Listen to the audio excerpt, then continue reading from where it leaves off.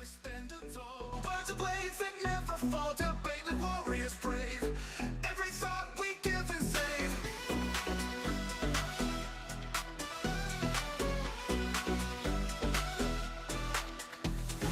In the ring we stand tall. Words of blades that never fall, debate like warriors brave. Every thought we give and save. Through the noise we cut clean. Spirited mind sharp and keen. With a spark that lights the night. Join us in this epic fight. Welcome to the Spartan Arena, where minds clash and thoughts clean. In the heat of every word, truth and insight will be heard. Buckle up and take your stance. In this arena, there's no chance to escape the fight by law. Dive in deep and search for more. From heartfelt talks to fierce debates, we explore what fate creates. Side by side we seek the light. In the dark our minds ignite. Welcome talks to fierce debates, we explore what fate creates. Side by side we seek the light. In the dark our minds ignite. Welcome to the Spartan Arena, where minds clash and thoughts clean. In the heat of every word, truth and insight will be heard. Buckle up and take your stance. In this arena, there's no chance to escape the fight by law.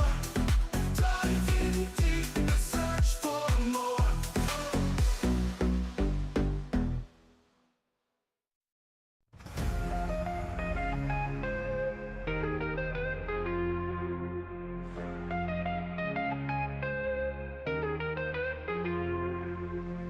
In the ring we stand tall.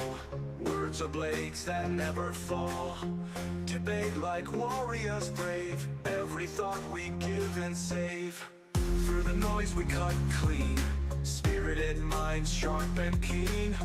With a spark that lights the night. Join us in this epic fight. Welcome to the Spartan Arena, where minds clash and thoughts gleam. In the heat of every word, truth and insight will be heard.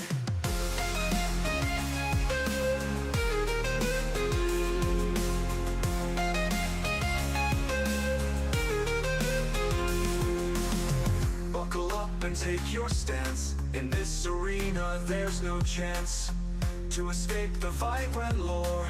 Dive in deep and search for more. From heartfelt talks to fierce debates, we explore what fate creates. Side by side we seek the light. In the dark our minds ignite. Welcome to the Spartan Arena, where minds clash and thoughts gleam. In the heat of every word, truth and insight will be heard.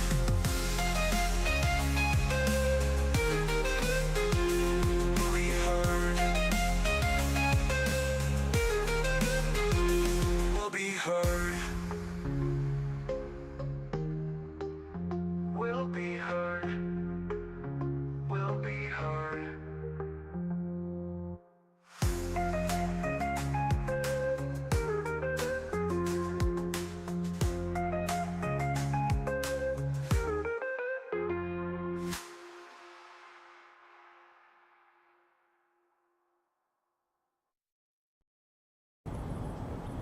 Spartans!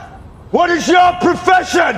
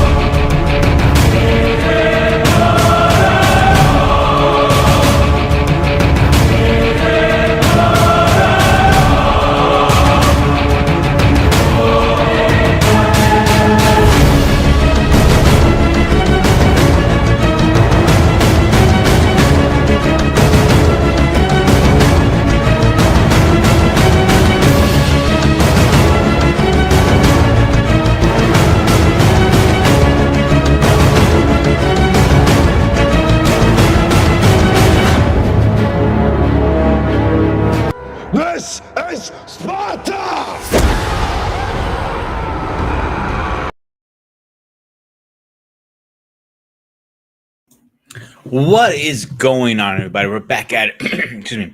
We're back at another stream, another live, another night. Of course, you know where you're at. Sparta SQ Network, the best place to be at on a Tuesday night.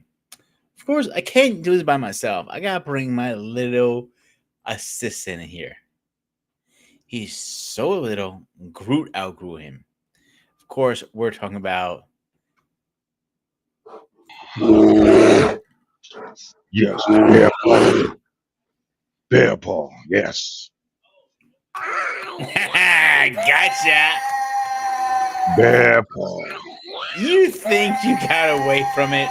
Bear paw. Yeah, turn your fucking camera on, bitch. Bear paw. Turn your camera on. Sorry. How can someone who is 6 foot tall be little? Ladies and gentlemen. You've reached your limit on talking. Shut the fuck up. Slightly over 300 pounds. That's little? No. Like, come It's on. an expressionist peach. I know. But I'm too big to be little. I don't give a shit. Some other things might be little. Yeah. To the TSA, they will look at you like, man, nothing little about this dude right here. Yeah, my ass. You'd probably be, you consider you as luggage than anything. Nah, they wouldn't trust me.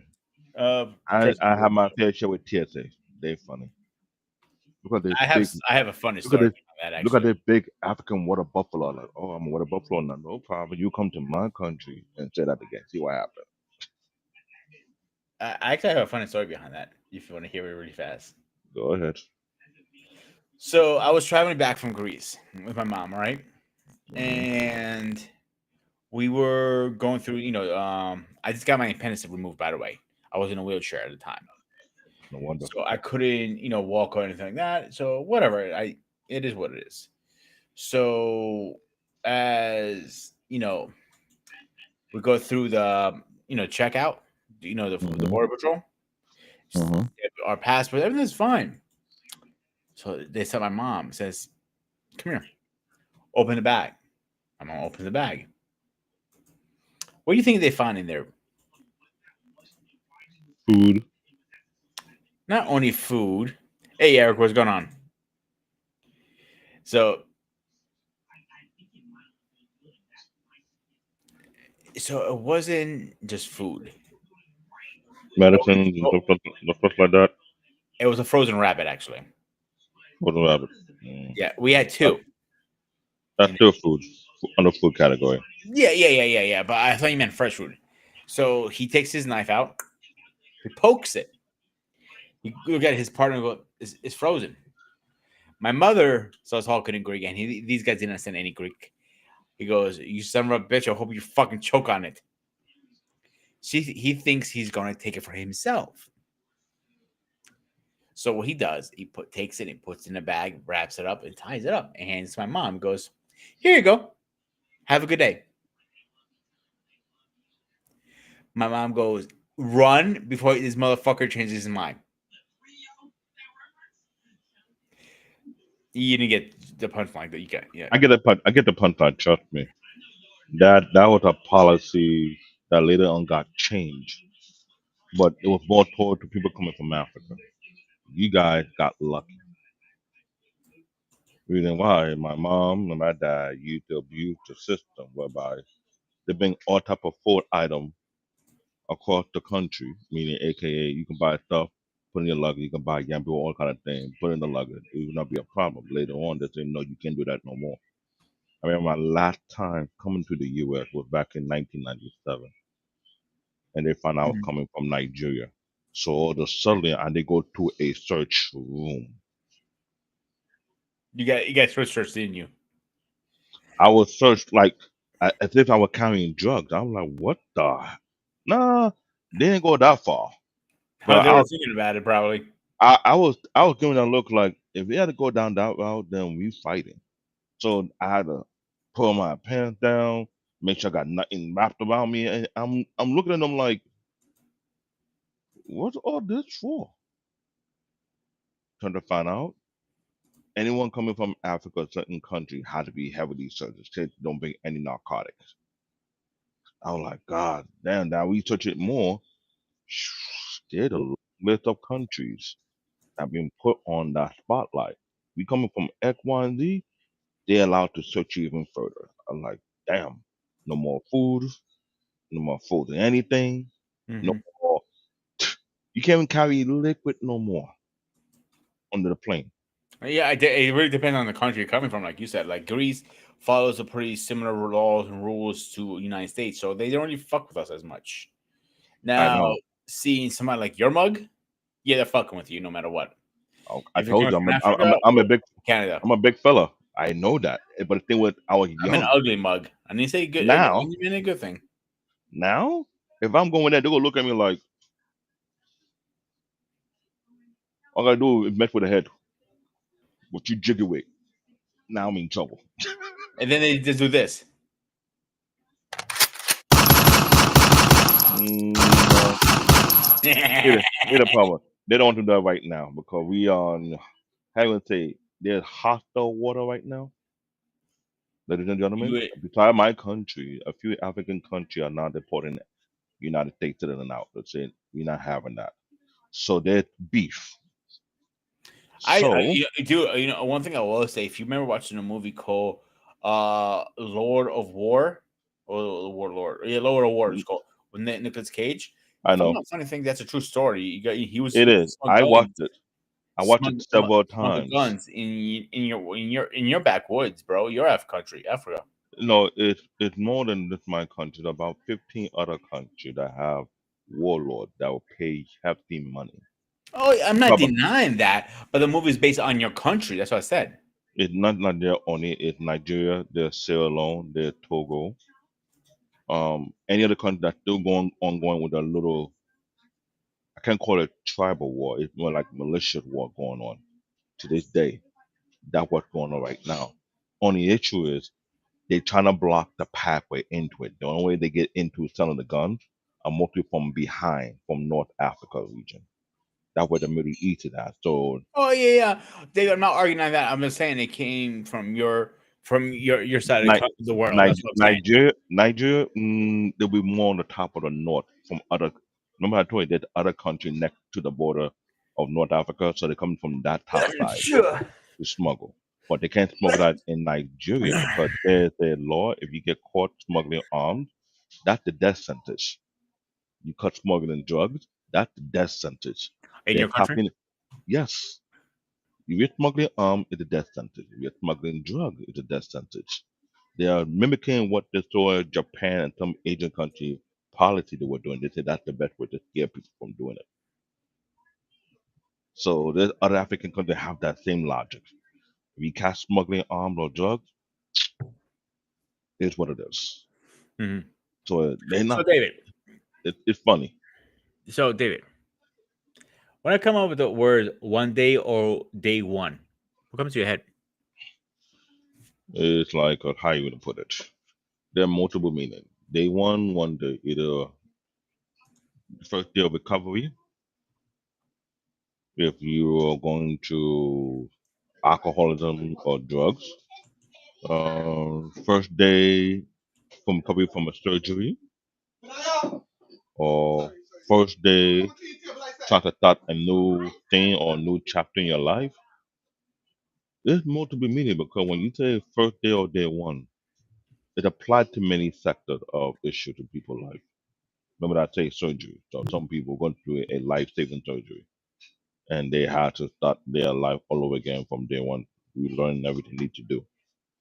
Those who had alcoholism issue from drinking type of something, the method they were trying to do recovery, day one. And if you think about it, I see a lot for from people who are trying to be sober. They're counting their day each and every day. Mm-hmm. That is something it's common with. Um, let me see what other they may use it for. Some people trying to change their image or they want to start something, turn their life around. That's it, and try to work the way. So It have many meaning depending on what path of life you're coming from. God forbid you're coming from a very grueling surgery that you have to train your body how to walk again, or how to grab, or how to do certain things. That's a different kind of day one. That will be stuck with you. Because you're not gonna forget it.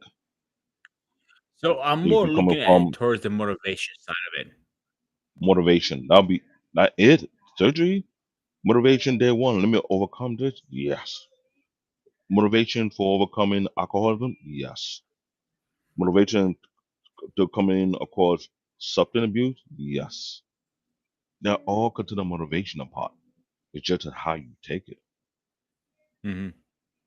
When you've been around people who have been part of mental, physical therapy, they,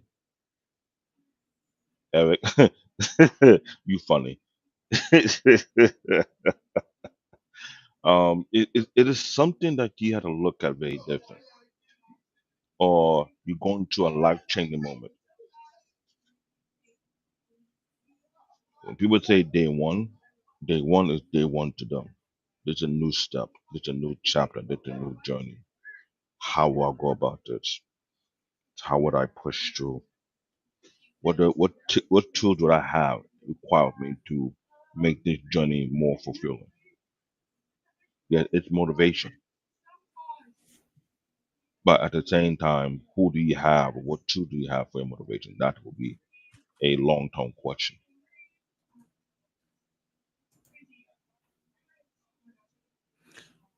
There's so many different ways to take this. You can take this to a way of day one was when you start your journey, and when day one day you started your journey, and day one was when you finished it and you started a new chapter in your life. And you need to keep pushing forward hard. You never giving up. Because a lot of people know how it's easy to give up. Let's be honest here, David. It's very easy to give up. To say It no, I'm depends. not giving up. It depends what your journey is. Perfect example: weight loss. That's one of the easier part. Weight loss journey. That's one of the most easier part to give up easily in most places Mhm. because it depends on where you at in your weight journey. Either you're trying to lose weight from 400, 500 pounds, and you got too many distractions, or it's something that the doctor but I told you because you went to a medical checkup and he tell you, oh, you're on the borderline of mobility beat. If you don't change this, and this will affect your health. And I worked in a hospital before as an IT guy in multiple department, and what I've been hearing a lot of times, that journey it can be tricky. Some people don't have the drive to go to their day one. Day one will end up be day half. Know how that happened? Okay, you leave the hospital. You drive, right? You know this very, very well, Peter. You see your favorite food joint. Well, I'll start my day one tomorrow. I actually don't. I don't do that. No, I don't think you do that. But I know you know that what people do more when they pass their favorite joint. Either be Popeyes, Wendy's, IHOP, whatever it was your food trigger that got you thinking, I could perform my day one at a time. That happens. Usually, It a lot. to me, is not weight loss. Actually, that's the sticking on a diet is easy. Is actually be able to stick to diet at work for me is the hard part. Because as a chef, you're always chasing the food. You know what I'm saying? I get your point from your line of work. That's totally understandable. That's very, very understandable. Yeah. Now, I can also apply it also based on where you work at. Yeah, that has a lot to do with it. Before you move on, let's get Alicia in here. Alicia, what's going on? Hey, how are you guys? We're here. Okay, I hear ya. I know. Sorry I'm late. I had some problems with my son.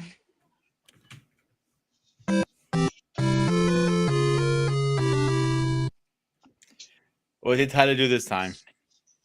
No, he just, I don't even know how to explain it. Does David have teenage sons or daughters? He's a father, a grandfather, and a great grandfather. Okay. Time out. Time out. I got So a 15-year-old son, 13-year-old daughter, and I got 3 grandkids. I don't have a great grandkid. I'm not that old. Yeah, you that's are. right. No, but that's on Moses, aka R Pain. You know I he's didn't not pay here He to doesn't attention know to who celebrate. that. Arpine is. He doesn't know who Right. Arpane is? Yeah, you don't know who Arpine is. We make fun of him. We call him Moses. He's been here from day one. Oh. He's one of our fellow co-streamers who jumps once in around here, but Okay. he's usually on his own stuff. Hey, Mr. Okay. King, how you doing? Well, we got a importer here right now, all the way from Really, Japan. really, importer, Yeah, really, happening. Hmm. Hey, I gotta importer. make some fun of joke. Hey, did you get permission King, from on the train? tell him his joke is whack. Yeah. Did you ever get like a green card or permission to listen in when you're overseas? What? That's different. They got a better It's a over joke. here. Yeah, David, your camera's blurry, by the way. Yeah. All right, Alicia, go ahead, hon. Oh no, I was just saying if David understands the attitude that comes along with teenagers. Mm-mm. Trust me, I've been doing that for many, many Yep. years. After father, Yep. But after there's a uncle. difference between you, David, and Alicia, because it is different because the difference is you and your ex raised them together, correct? Hmm. She's doing it by herself. That's one. I know. When I tell you as an uncle keyword, I had a lot of aunt who were single mom, and I had to step in. Now, what I Right. was the boogeyman. I was the one that you call that come unannounced, go straight to your kid's room. If he's a boy, I was a little bit too strong, grab him by the ankle, hold him upside down. I said, "Why is your mom calling me over here for you?" And if you got a sister, she giggling. She know, "Oh, you busted. Uncle David Yeah. gonna get you." And I gotta threaten the boy. I said, "The next time your mom call me here one more time because of you, what should I do to you?" You were telling me nothing. I almost dropped at the wrong answer. Sister was laughing. I was like, "This sister is Mm-hmm. evil." I said, "The next time I come, go to the DJ, drop him off. I tell her yes." I look at his sister and tell her, "If he act up again, you call me." She was like, "Yeah, yeah." In my head, I was like, Yeah. "Oh my God." Sibling I get rivalry, it. 101. David, let me ask you a quick And that question before we move on with the show. I want to get back on topic. Did you ever had to use corporal punishment with your kids? A couple of times. But mhm. I realize in this generation right now, corporate punishing don't really works anymore. Alicia, can I put your business out a little bit out there? Go ahead. Yeah. She's scared to use corporal punishment because she thinks her son's going to go to call the child support on her or child services, whatever it's No, called. the reason why behind it, and I hate to say this, but as a No, parent, I want you to she's right. I'm not denying that. She's right. I know, but 100%. I want you to hear this why I say it's kind of hard to do it because when your son have friends who speak on a lot of things in the classroom, talk about how they do X, Y, Z, they will mimic what their peers tell them. And the United States policy that restrict corporal punishment make it harder. Some states are now pushing back. That's more on the southern side of Yeah. the country. But up north, up here, New York, New Jersey, Connecticut, it used to be a thing back in the 80s. I remember a police officer tell my mom if I step out of line, whoop my ass. Now, Mm-hmm. the cop can't even tell you to do that anymore. They just can't. Right. So there's No. a lot of changes. So I understand being a parent and you have a teenager, it can be stressful. But the problem is, I think, it's based on what policy, what type of mindset do you raise your kid under? Yeah. So like, And that's where I think you need to look at because I yeah. remember 'Cause Peter Noted, we did a bunch of shows on the Black Men on Filter Network about parenting, and we realized It was co-streamed sometimes between them and us. I remember that. It was on the gray I area. know, about And corporal now, punishment. but not just that, Alicia but and not just you that. know, Other shows concerning how the present generation are influencing our kids, and we realize we sometimes we drop the ball on blocking things out in our home or laying a ground rule so that the word consistency. When you're not consistent with your philosophy in your home, you end up flip flopping by accident. They take advantage of it because some ethnic group they don't play around. They don't care. They get locked up. They let them know. You want to Right. call the cop? Yeah. Before you call the cop, you take my fat leather belt. I'm like, they don't care. They let their child know. You want to call the cop? Good. I'll give them to call the cop for. And they're consistent with it. That's why some kid had that fear of their parent. Some kid will to push it and see if they can have a vantage Mm-hmm. point, which turn out is not a good thing. So it's this I generation agree. very, very, very tricky. So I would suggest you as a parent, you have to be consistent with your philosophy, what you believe in your own household. You cannot be too easy to be swayed or overlooked. I'll just let this one slide. I don't. In my household, my kids, I told Peter every time I have a motto in my house. Daddy mean business. I'm not changing it. I know it's hard in this present society, but if you don't be that parent that is consistent with your foundation, it's easy for them to sway either to the left or the right and make your life much harder.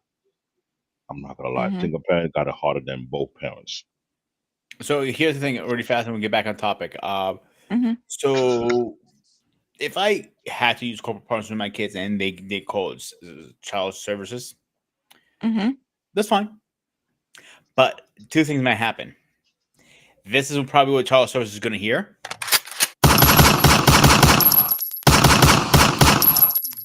and then I'll make the. You can take the little fucker with you and see how he likes being with somebody else, like Juby or something like that. And that's the problem we're having. I think is we are But so scared to discipline our own kids, and we can get away with murder. You know what I'm saying? right, I could say, yeah, I could say a lot more about that too, but I'm sure that could be another show. Yeah, we 'Cause I can don't do want to another take show up. on that. Yeah, I You don't But wanna want to take lose up. you wanna lose your gun on your kid like that? Okay, no, not son. on the kids, on the And freaking child yeah, services that we use it on. the worker. You forget how crazy I am, right? Ladies and gentlemen, I'm sorry for my co-host. He thought he's still in Russia. So we're not in Russia. We know in the United States. We in You guys, first of all, USA, fuck you, David. You not know I'm joking, US, not USSR. Pun asshole. You intended. know I'm fucking joking. Number one. All right. I'll laugh if you see breaks. I knew right Uh, away what he was hey, Wally, saying. what's going on, my man? I know him. All right, so Thank you, Wally. Thank you. let's really get seriously. Get back on topic. We wasted way too much time on this. Yeah. Day one or I always get this confused. One day or day one. What does come to your head when you hear that? So I actually did listen to some of what David was saying, and there's part of it I agree with. Some people, it has to be one day at a time. They're just not ready for that day one. Like clients that I serve, we do one day at a time because it's too much. It's too overwhelming for them to think of it as one day I start here and then what? And then the next day I do what? We have to start them with small, small goals. So like one day at a time here. Do this today. Wake up tomorrow, do a little something more. That's how I have to treat my clients. Hmm. All right. All right, guys. I got a video I want you guys to watch really fast, and we're gonna get back on the subject. This conversation once we're done with this fun freaking thing. I have so many open here.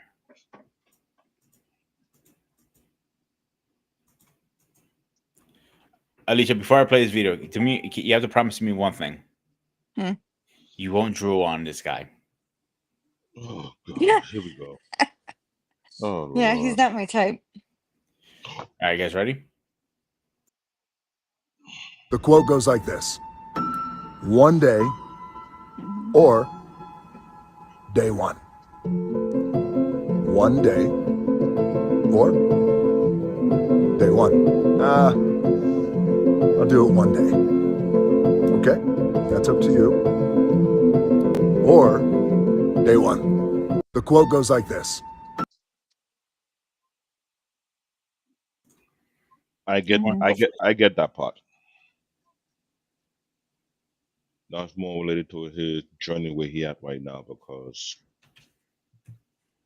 if anybody who know The Rock, when he was leaving WWE, he wasn't that big and buff. He was more in a transition. He was Scrawny. more. I can't say strongly. Like most wrestlers who Scrawny for the wrestling field. he wasn't strong for the wrestler field. He was He was pretty can't- small for a wrestler. no, he wasn't small. His fatigue was almost how I want to call it. I don't want to be disrespectful, but was undercover chubby. If you think about it, he had to look like a bit like he was getting there. But anybody who got into weightlifting and bodybuilding, trying to play, they could tell you you can almost fake it as much as you can, but you didn't have the fatigue or the strength. Which later on, when he left WWE and got into the movie business and realized somewhere wanted to bulk up, he started his day around that time. But while he was in WWE, he wasn't trying to be Triple H whip or all the thing, but he was okay for someone who came out from the background from playing football. He still has certain shape, but we all know, and when we play football, who done weightlifting and body, but we tell that's you're on the borderline from being chubby or husky. And he played his figure a little bit well, which no one catch on unless you're in that area. So I did never seen a video of him pushing weight until after he came back from Hollywood. You ever notice that? Most wrestlers you see, they'll show them when they come on TV. You show them, they're working out, doing all that. The Rock, not once you ever seen The Rock done a video that he was getting prepared for that thing. I know Foster noticed that. Other wrestlers would always Triple H, you'll see him doing all that extra stuff. But The Rock was playing off. And I kept quiet. I was like, this guy's slick. Because he knows, especially because of his family background, Vince McMahon let certain things slide. But other wrestlers, oh, you don't got the build. That's another conversation. At least before you go, let me get this guy in here. Wally, what's going on, my man? That will never catch on.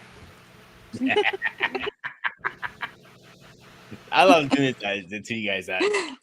Oh, at least don't worry. Yours coming soon. I gotta find one for Oh, you. great. I don't want to Actually, know what's I going to think be. this will be yours. What? What And was the reason behind that? it's over. I think the FBI need to take your soundboard from you for evidence. Fuck off, dude. Evidence. Wally, what's going on, dude? How are you tonight?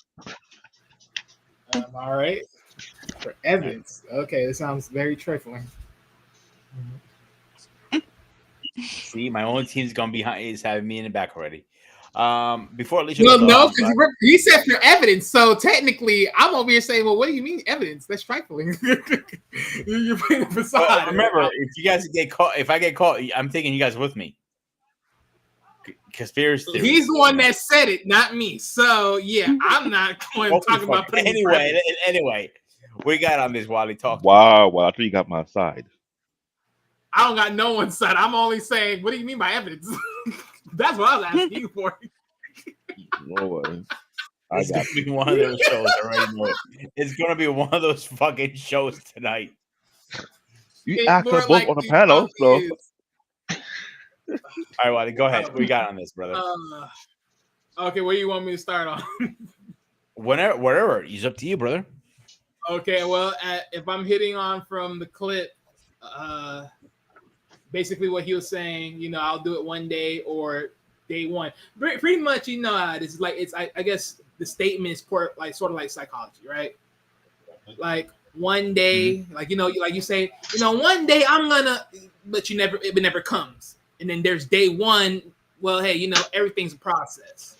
So you just take it day by day. So yeah, I'll start off like that. I'll take it. What about the video? What do you think about that? What he's saying?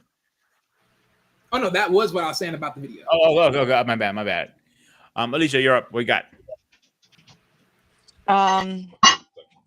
So I think it depends on like basically your frame of mind, because basically I felt both of those things, like Mhm.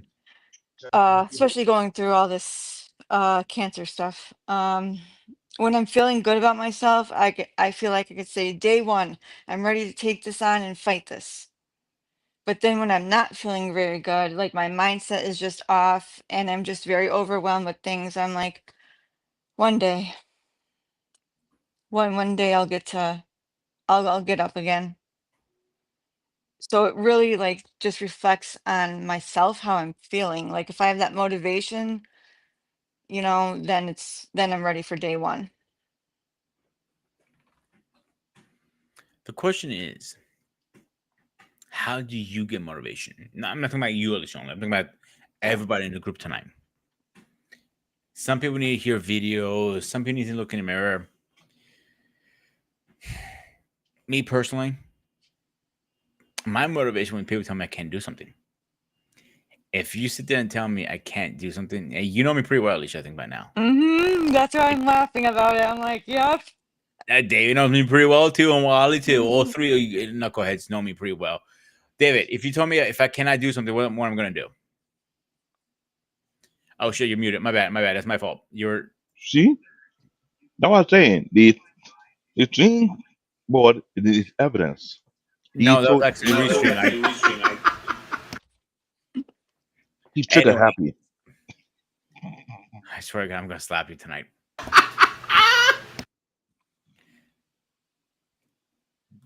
David, go ahead. Anyway, how I want to put this.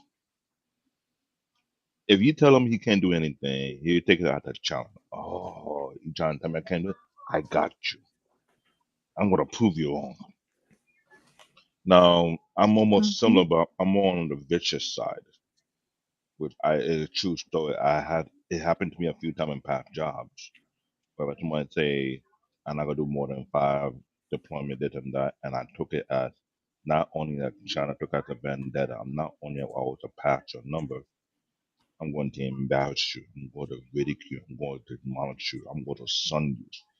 And that is a back streak I have doing tech job. I want to make sure I cripple your voice box. In other words, not in the physical sense, but in the psychological sense. Every time you see me, you get intimidated.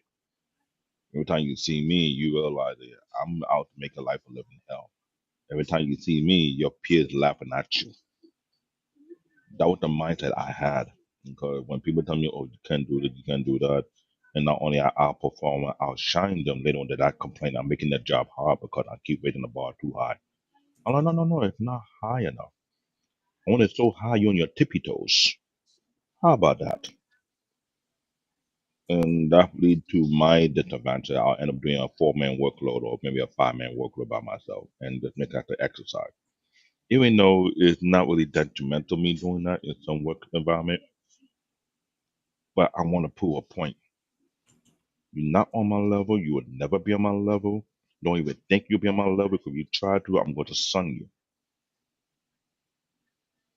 So there's certain people who take it different ways. He's like a challenge. Mine more vendetta. I'm out to destroy the competition. I'm out to make sure the next time you open your mouth and say something do you like that to me, you're gonna regret it. That kind of thing. Am I correct? Close, but not exactly. So when it comes to me with people telling me not to do something, be able to do something, I just get a kick of proving people wrong. I just get a kick out of it. And I see their mouths drop to the ground. It's funny to me. I know it's a sick joke, but it is. Because not only I prove something to myself, I can do it. I prove them wrong. and I'll pass every obstacle ahead of me, and things people think I cannot do, I do it. The only thing that always holding you back is you. You are the worst enemy. The thing that is breathing down your neck is you. The thing is telling you hit the snooze button again is you. The thing is telling you you're a failure is you. That's it. Nobody else telling you to fail but yourself. What, you got anything on this, bud?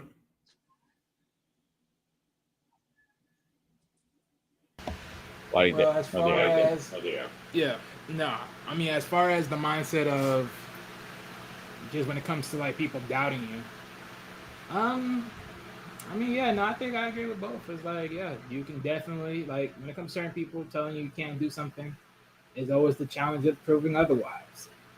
But I think also, you know, in a sense of also looking at it from a standpoint of if you also, I mean, yeah, you can definitely be your own worst enemy. But I mean, in some cases, are you your worst enemy because that's what it is? Or are you worst enemy because you literally have that doubt? See, in some cases, some of us, we have to literally have that truth factor within ourselves to say, hey, I failed here. It is what it is. And in other formats, you saying you failed, but reality you haven't. I know this for sure because one of my first YouTube channels that I did, right, that eventually I'll be deleting eventually, right? I would say I failed on that. Don't worry about it. But I would say I failed on that. But the way I failed on it wasn't the way I thought I did after re-looking at something. And it just made me realize I failed in one area, but I didn't fail in another. I just didn't realize until, you know, so I started looking over it, which then made me realize, okay, I'm approaching this differently. Not the way I should have, but the way I, so now I'm like, okay, I could take that win and say, I can look at this as positive and then take the negative and then realize what I was wrong on and where I need to fix some things and then move on. And that's good. Sometimes it's always good for self-reflection. So I agree with everybody's opinion here. None of these opinions are wrong, actually. All of them are right in the same way. Does that make sense? Does it? Yeah, I think it does. What about you 'Cause guys? I get everybody else what they're saying. I agree. I believe so. Uh-oh, not this. Oh, yes. All right, let's put the next video really fast.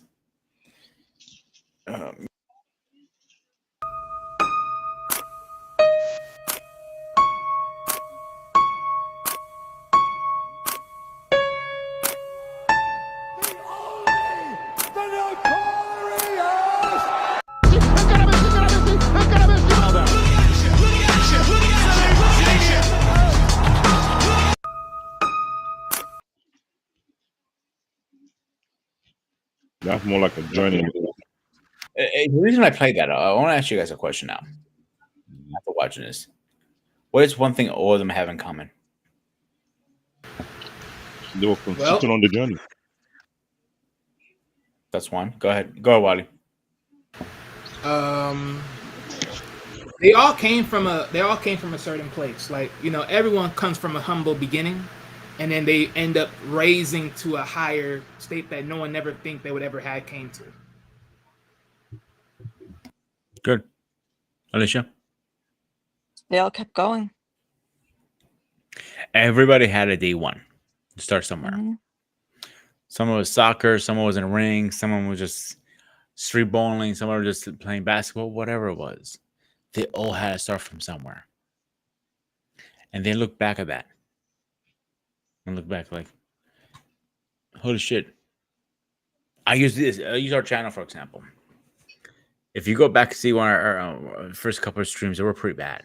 Let's be honest here. David, if you nod your head, I swear to God, I'll make you choke that. And good boy. So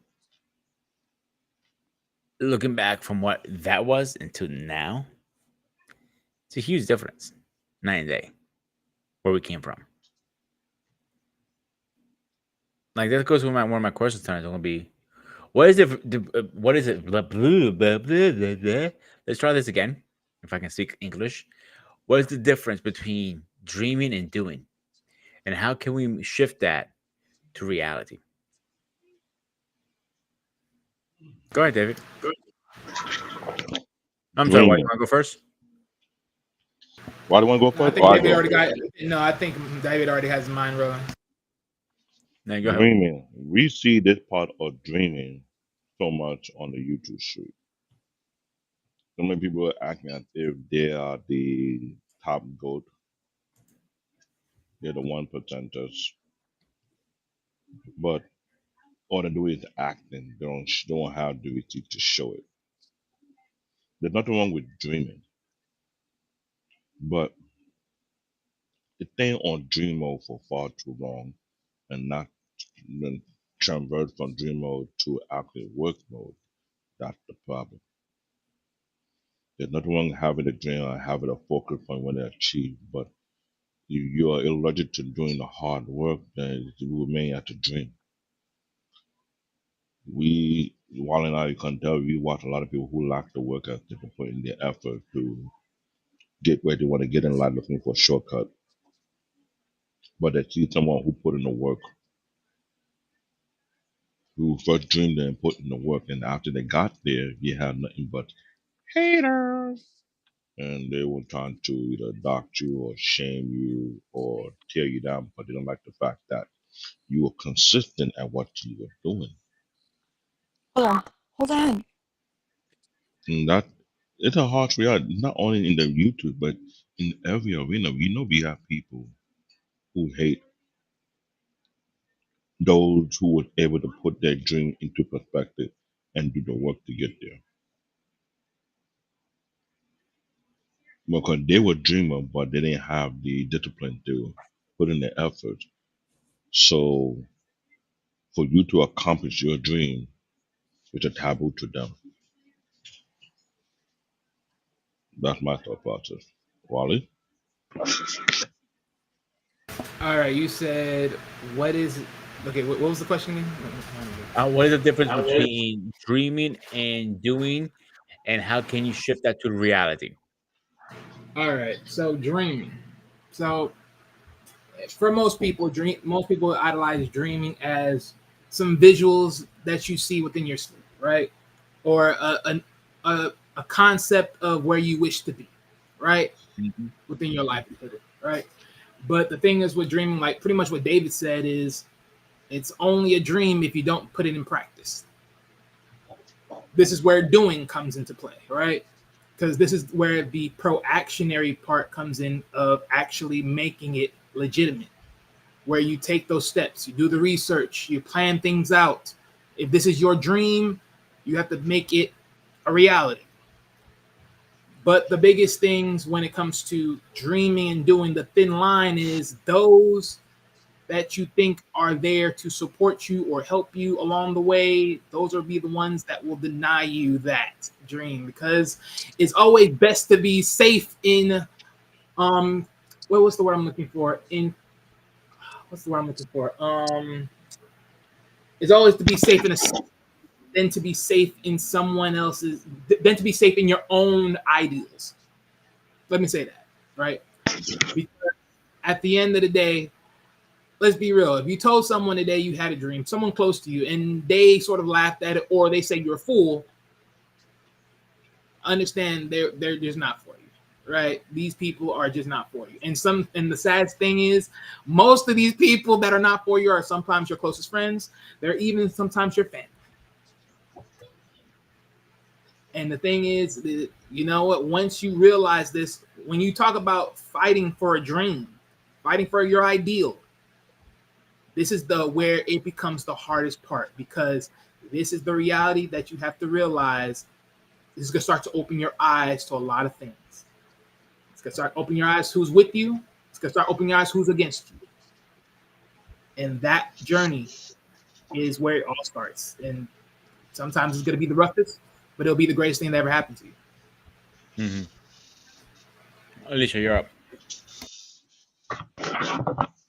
Oh, yes. So, yeah, I agree with them. Again, dreaming, you could have a million dreams, but unless you're actually doing the part, like doing the action, you're not going to get anywhere by just dreaming. You have to actually put action into it and do it. It's almost like I could dream that my cancer goes away, but unless I'm doing something about it, nothing's going to happen for me. Like I got to get up, I got to do stuff for anything. This goes for anybody. You have to make it happen in order for it to come true. We all have dreams, but we're not going to get anywhere by just dreaming it. We got to work hard to get it done.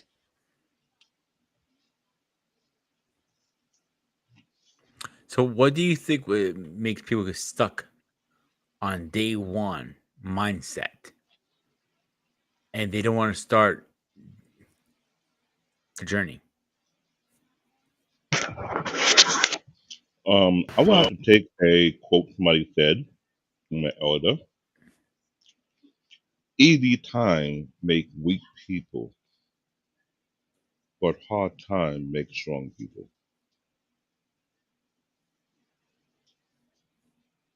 A couple of our YouTube elders have mentioned that, and that hit home heavy.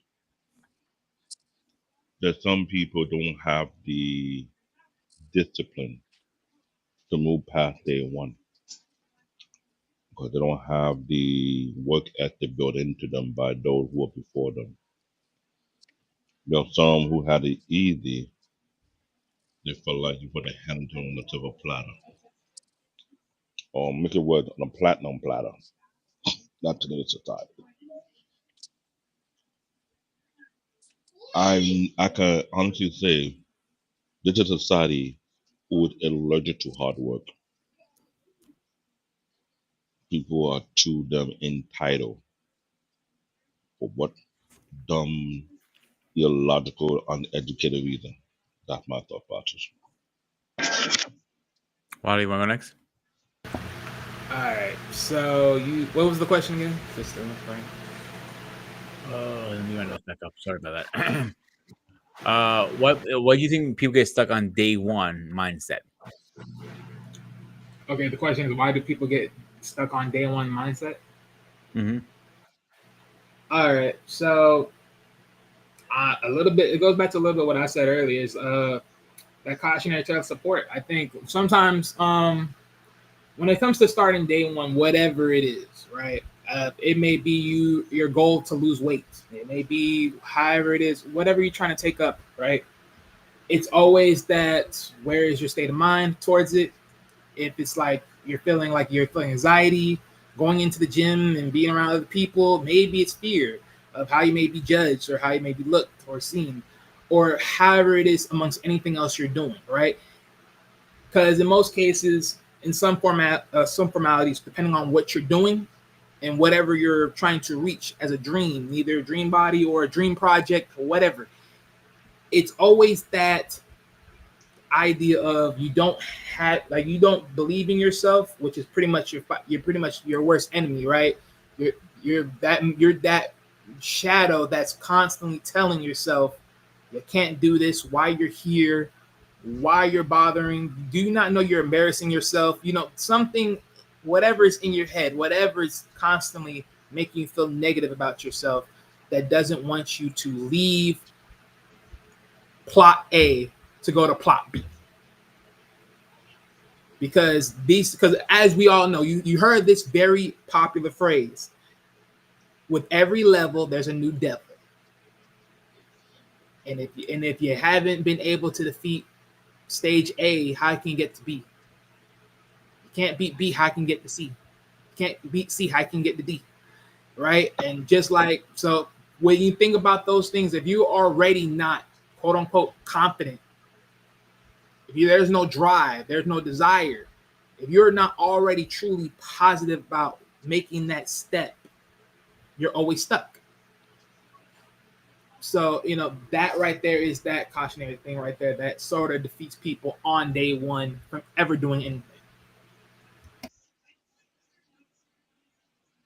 Alicia? I can say I actually know, especially in especially in the younger generation, like kids today, like I have nieces and nephews, they think day one is going to be easy. And then they just stop when they find out it isn't, because they want everything to be easy. So, especially in that generation, they're giving up on day one. It's sad. I see it all the time now. Nieces and nephews, people I've been involved in work settings with, nobody wants to push themselves to go past that day one. And if you do want to get past that day one, you need to have that mindset that you want to do it. You want to put more effort and practice into it. And again, it's a lot to do with that mindset. If you don't have that mindset to keep going, you're giving up on day one.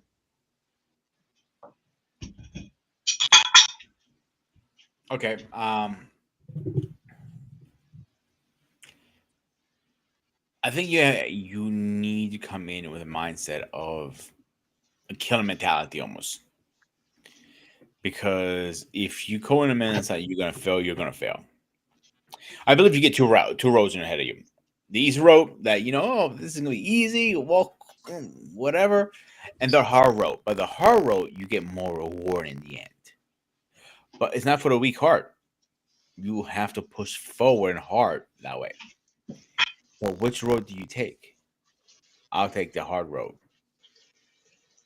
I prefer going through the bridges, burn roads, the obstacles, whatever. But because I know the outcome, I'd be a lot stronger if I took the other road. So if I conquer this road, I can conquer anything comes my way. Does that make sense? Yes, I'll even flip it by saying this.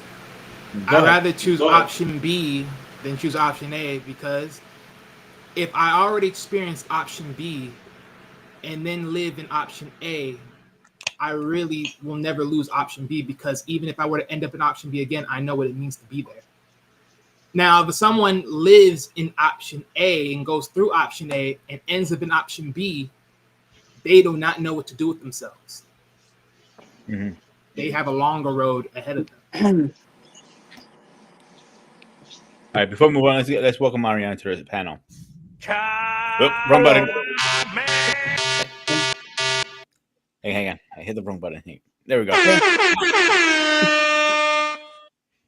Dave, don't make a comment. I know you got a smart comment to say. Hello, everyone. How's it going? Hi. It's So, going Mariana, well. you been listening to our conversation so far? Not as much. I was just drive. I just got here just now, so I do apologize on my end. No, don't be sorry. Don't do it again, but don't be apologizing. So the conversation today is day one or day one. I keep getting that twisted today. You tongue heavy, that's the problem. Day one Talking there. or one day. One day or day one. I would say day one. Why? Like why? Day one, that's when you first start whatever it is, what you want to start, what your goal is. And then, you have to be consistent and persistent to keep going. I will not say one day, but I would say day one to start whatever it is you want to accomplish. If it's going, if you want to, I don't know, get a degree in a specific, you know, whatever you want to learn and get certification. Like I will say, I remember I used to vent at my siblings. I say, listen, I've been telling you this since day one. I don't want to be bought. I want to focus on my studies. I don't want to be, but I remember when I used to say, and they mocked, but I realized, okay, this girl is serious. You need to back away. When you want to focus on something, nobody can tell you anything. If you want to achieve whatever it is, that's what I consider day one. keep going, keep thriving, and be consistent and persistent. Just moving forward. That's all. That sums up. Okay. Um, me and you have a bunch of this conversation before about motivation and keep pushing, right? Mm-hmm. And I'm gonna open up a little bit, put your business out there a little bit today. Today was your first day back into the gym, right? Yes. So today your day one. Yes. So Mariana, I'm gonna go even a step further because I want you to be accountable through in front of everybody today. Mm-hmm. David, Alicia, Wally, and whoever's streaming us. Mm-hmm. What is your biggest downfall when it comes to the gym? Biggest downfall? Mm-hmm. Uh feel intimidated by other people. Like it's hard, but okay, you have these your thoughts. Do it or not do it. Like you have the good side and then you have the bad side. But then you have to Like force yourself. Master Yoda used to say, "Do don't try, just do." Yeah, just don't try those two. And then of course And I I have told was you multiple yeah, times, everybody yeah, has starts somewhere. yeah. But your biggest issue is always giving up way too early Mm-hmm. because Um with giving up too early, with not hell I basically make excuses, Mhm. and which doesn't do any good, but I use it. Today I was more like venting, getting my frustrations out. Like there was a lot of like the day was not going smooth. Okay, I will say it was like a rough day at work. So I had to get it out at work. So um so that's the only way. If I say, you know what, if I since since the day was not going smooth, I say, let me get my frustration towards working out, just to sweat it out. And I sweat because I could feel the dread sweat on my back. I had to change my shirt before anything. Um, but yeah, I just kind of, like I say to myself, what the hell? What is makes me stop from not doing it? I just had to keep pushing forward. But I also have to like talk to myself. Do not give up on yourself. You only do this Mhm. for yourself, for nobody else to prove. You just have to prove you're Yeah. only yourself. That's it. So before we move on, let's get this guy in here. Ladies and gentlemen, please rise for our president.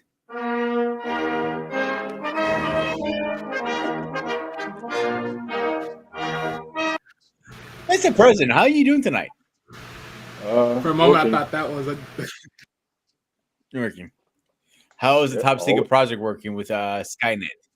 it's pretty intense today. You know, and like I said, now I'm just working on stuff that I'm supposed to be working on outside of the Skynet project. So this is gonna keep me up for a bit, but yeah, just still grinding. So All right. You're my guru of motivation tonight. What do you have to say about this? And I why know am I you the guru? eavesdropping Why am I the guru?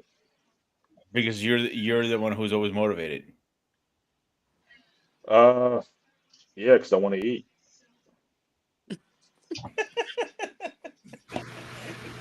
What just No, happened here? no. Wait a minute. Where the fuck did I get you from? I mean, I want to eat. Look, I mean, what else is there? I mean, look, I want to eat. I wanna, I want to live in my home. You had a lot of people who got flooded out. We had some major storms that came through New Jersey. Yeah. A lot of people lost everything. Um, and just looking at the pictures from home and everything. So, I mean, I remember watching something. It's like Chuck Noll used to coach the Pittsburgh Steelers. When he first came to the Steelers, they were an awful franchise. They were awful for 40 years. And one thing he said two things. First thing he said was, if I have to motivate you, then I'm firing you. Every player that he cut, most of the roster, only like a third of the roster when he got to the team, he was still there. after the first year. He said, if I got to motivate you, then I'm firing you. Because if you don't think it's, important to you to, to be able to have function, to be able to, support a family, if you have kids and you're still looking for motivation, uh, that's a problem. If you have a wife or if you have people who depend on you, if you need motivation, that's a problem. But even for your own self, if you don't have a certain level of motivation, that's a problem. If your health isn't important to you, that's a problem. So really, I think a lot of those things need to be addressed first before you even get to motivation. Motivation is almost like ground zero, but you have a lot of people operating in deficit, and until that gets resolved, it's going to be hard to go from, minus to making positive. Every once in a while, you'll get the one in a million, the guy who went from drug deal on the streets to being successful, or a drug addict and becoming successful. But for most people, it's like the game is rigged. It's like you go to Vegas and you put the money in. Yeah, somebody's got to win. Otherwise, somebody people wouldn't go. But they bet on the house that the house is going to win 95+% of the time. But again, if nobody plays, then you can't win. That loss is guaranteed. So I just look at motivation in terms of the things that are essential to you. What do you want, and what are you willing to do in order to make those things happen? I try not to overly simplify it, but I've been in environments where I've been in talks, I've been in seminars, I've been in all kinds of arenas talking about motivation and those sort of things. And I don't think, quite frankly, I don't think there's a definitive answer to that. The people who succeed do things that other people don't. What motivates them to do those things? It could be as simple as, I know that video you played earlier, The Rock, he just said his motivation, he was tired of being broke. When he got out of the CFL, he had less than $50 in his pocket. He had no real future or anything like that. And that was really where he decided to become a wrestler. His dad grew up in the wrestling business. He wasn't motivated to be a wrestler, but at the same time, he had limited options. He knew his football career was essentially over. He wasn't going to go to the NFL. And so he just decided to dedicate himself to wrestling, and kind of the rest is history after that. So uh, it's to me, it's not overly complicated. The only thing I will say is this, and I've said a lot already, but I think motivation is also limited in that I've seen people very motivated and get things done in certain areas, but fail in others. Like all the time. You can be great in any particular subject, but you're terrible in something else. So people talk about discipline and all those things. There's certain areas of your life, depending on your motivation, depending on your aptitudes, depending on the feeling that you get from accomplishing that thing, you're going to be very motivated by. But then there's other areas of your life that is totally undisciplined. You're not motivated, and those things are the things that get you. How many successful people you know? How many of these entertainers? How many of these athletes? They're very motivated in that particular area, but they're very undisciplined in other aspects of their life, and that's ultimately what brings them down. You know, so I just think when it comes to this idea I'm to the point now. I don't know how to motivate people.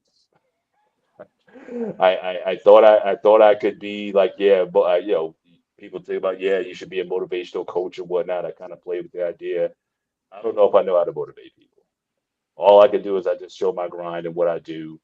And if people are motivated by that, then if they can get some inspiration, then so be it. But I don't know. People's hot buttons, people get turned on by the most obscene or ridiculous things. But if it's their wife, it's their kids, if it's their husband, if it's their whatever it is, it doesn't. You can give them all the speeches. You can sell them the Tony Robbins package. You know, go to a Tony Robbins seminar. Go to all the things that he offers. And for a lot of those people, the only motivation was just to be in that place, just to say, I went to a Tony Robbins seminar. Am I going to take what I got from this seminar and actually apply it to the areas of my life? A very small fraction of the people are going to be able to do that, but that's enough to then motivate people to come back the next year and it's almost like a lottery. Maybe this the year is the year that I get motivated um, to do something. So for me, so again, I keep very simple. Like I said, when it comes to training people, I can't motivate you. The only thing I can the only thing I will use as a tool of motivation is your own effort. And this is another thing. I talked about two things that Chuck Noll said. The first one was, if I had to motivate you, then I'm firing you. The second thing he did was, motivation is not about emotion, or at least not totally about emotion. It's not about a lot of rah rah type of stuff. Motivation is simply help showing people how they can get better, seeing them get better, and then their desire to keep getting better. So what he did was, like, his main thing, he wasn't like a rah rah coach, he was a teacher. So he would teach players how to improve, and when they saw the improvements, again, for certain players, that was enough motivation for them to keep going. So, like, if I've had clients in the past, what motivated someone to come back is the workout progress. So, like, I would keep a sheet. I would keep a sheet like 10 weeks. So first of all, you had to be motivated enough to stick with it for 10 weeks. And if you were, then I would show you your progress over that 10 weeks on every level of every exercise that we did. And more times than not, the people had a 100% improvement in their overall strength or conditioning. 100%. So if they came in doing 100, after 10 weeks, they were doing 200. That was the only thing that I used, but it wasn't like I wasn't motivating them. I basically said, look, you did this. All I did was give you coaching and training in terms of how to do the movements and whatnot, and maybe gave you little, request of you to do one or two more reps that you wouldn't do on your own. But you're the one who did the reps. And then, so when I show them the progress, it's like, oh wow, let's keep going. That's it. I couldn't give them really anything else. And if they didn't want to keep going, or if they wanted to quit after that time, then I didn't try to do a whole lot to keep them staying. But I just wanted to show them that you're the one who put the effort in, and you got the result. For anybody who's looking to do anything, you put in the effort, and you get at least a result. Now, you may not get every result, right? Like, my thing is, if you get more than half of what you shoot for, I'm good with that. You know what I mean? Like I said, when I was looking for a wife, I said, if I get 75, 80% of what I want, I'm good with that. I gave up on height. All right. My wife is 5'11". I wanted someone 5'2". I didn't get that. But you know what? I'll take the rest. What That's is another going thing. on here? David, you okay? You okay, I have David? no idea. I'm just shocked. I heard I'm looking for a wife for 5'2". I That's wanted 5'2". I close wanted to I the want I mid. wanted my wife to look up at me. In heels, she's like right at my eye level. She's 5'11". I'm 6'3". So that was, so again. But you make compromise all the time. I think a lot of people, sometimes you're too hard on yourselves. Like, did basically whatever discipline you applied in that time, did you move from where you were to another point? If you did, I'm good with that. You know, but a lot of people, it's like, if I don't get everything I want, then I'm quitting. And that kind of all or nothing attitude. That's just a stupid way of doing things. Same with relationships. You don't get everything that you want. I was kind of clowning King and Michelle on their last live they did before they left. It's like, if you don't get everything that you want, the guy's got to be he's got to do so many other. Like I said, guys are simple, right? We want some basic things. Everything else is a negotiation. Sometimes with ladies, it's like, if there's one thing, if he's not checking all these boxes, then you're just going to throw away a decent guy because he didn't check off every box. You know what I mean? AKA no abs. I don't know what that means, but Well, yeah, I mean that, or just something personality. So again, he's a good guy. He's a provider. He's a fact. He checks the basic vibe. He's a good man. How many times you would watch Kevin Samuels? You had women divorcing decent men. They were decent fathers to their children, but then you thought he wasn't ambitious enough, and you left him, and now you like, oh, well, I'm looking for a high value man or whatever. But again, what high value man would want to get with you because you basically left a good man? Why would me being a good man, or in your case, you used to call me a better man, why would I leave? Well, why would I get with you when you just threw away a good man? When do I then become not good enough for you, and then you gonna throw me away? That's how guys think. So for a lot of this stuff about motivation, success, or whatnot, it's like, can you be better off than you were before you started the process? And if you were, then I would say just keep going and try to do a little bit more. But outside of that, I don't have big, giant goals. People come to me talk about I want to be a millionaire, or people say I want big muscles, or I want to look like this. I'm like, I don't even mess with those people anymore because I'm just looking for somebody. Are you willing to show up next week? So again, just the original answer to your question, day one or one day, it's day one. Show up day one, then show up day two, and so on and so forth, or Mhm. week one and then week two, and let's just see what happens. And if you can see a positive change in your overall physique or your strength level or your mental and emotional state, then if you want to keep going, fine, I'm open. If you don't want to keep going, I'm good with that also. So again, I'm really not a motivator. I just try to show people from what I know how you can get certain results in all areas. But I'm not a guru at it. I don't get everything that I want out of life. But again, I'm like one of those guys. I'm good with 70%. You know, I'm not driving the ideal car, the ideal home, the whatever, but I'm good. I prefer living the good. I'm not going to let the perfect be the enemy of the good. And I'm going to appreciate what I have. And for some reason, the more I appreciate where I'm at and what I do have, I just, when things do come, I appreciate it even more. And sometimes, Paul, like what you have, because I've been in your house, I've seen your cars, I've seen your home, I've seen most of your family. Because I have met, I met one out of three girls, I believe, right? Yeah, No, I mean I believe none so. of the girls actually. I'm lying to you. I met zero of them. I met the future son-in-law. Um, Okay. so some people that's all they want, a quiet life. For some people, it might not be perfect, but it might be perfect for you or perfect for them or whoever the case is.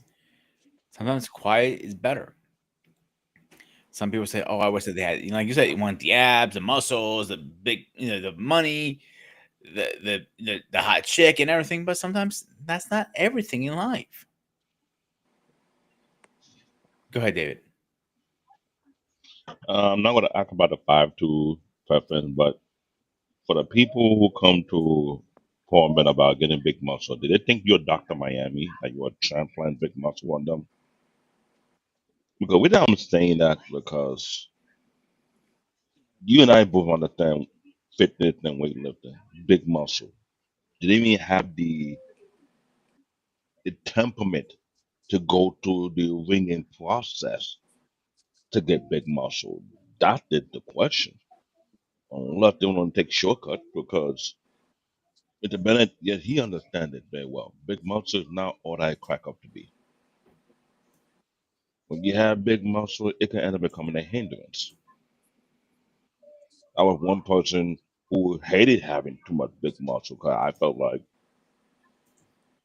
if I had big muscle, I'll start feeling and walk like a gorilla, even though I'm African. I don't like the feel of it. Yeah, it's a slap face moment. And the reason why I'm saying that, because when you're the guy who was brolic, and you're lifting the same weight class that most bodybuilders were doing in the gym, and they think you are a bodybuilder, but I wasn't a bodybuilder.